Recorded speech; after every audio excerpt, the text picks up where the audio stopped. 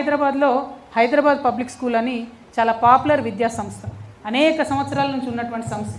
ఆనాడు నిజాం ఉన్నప్పుడు అది ఆయన జాగీర్ ఉంటే దాన్ని తీసి స్కూల్ పెట్టుకోమని ఇచ్చినటువంటి సంస్థ. అంటే ఎసెన్షియలీ హైదరాబాద్ పబ్లిక్ స్కూల్ది అది గవర్నమెంట్ ల్యాండ్, ప్రభుత్వం యొక్క భూమి. అంటే ప్రభుత్వ భూమి, ప్రభుత్వ హయాంలో నడిచేటటువంటి హైదరాబాద్ పబ్లిక్ స్కూల్ని ఈసారి 120% ఫీజు హైక్ చేసింది. 120%. పోయిన సంవత్సరం 93,000 కట్టినటువంటి పేరెంట్స్ ఈసారి 2,08,000 రూపాయలు కట్టాలి. కానీ ప్రభుత్వం నిమ్మకు నీరెత్తినట్టుగా ఉన్నది. ఒక పక్క ప్రభుత్వం ఆధ్వర్యంలో నడవాల్సిన స్కూల్లో ఇట్లా ఫీజు పెంచుతారు. రేవంత్ రెడ్డి గారు మొన్న పోయి ఒక ప్రైవేట్ స్కూల్ ఓపెన్ చేస్తాడు. అంటే ఏం మెసేజ్ ఇస్తున్నారు మీరు జనంకి, ప్రజలకి ఏం చెప్తున్నారు? మా ప్రభుత్వానికి స్కూల్ నడపడం చేత కాదు, ప్రైవేట్లో మీరు స్కూల్ పెట్టుకోండి, దోసుకోండి అని చెప్తున్నటువంటి పరిస్థితి. నేను ముఖ్యమంత్రి గారిని సూటిగా డిమాండ్ చేస్తూ ఉన్నాను. హైదరాబాద్ పబ్లిక్ స్కూల్ అనేటటువంటిది ప్రభుత్వం ఇచ్చినటువంటి భూమిలో నడిచేటటువంటి సంస్థ.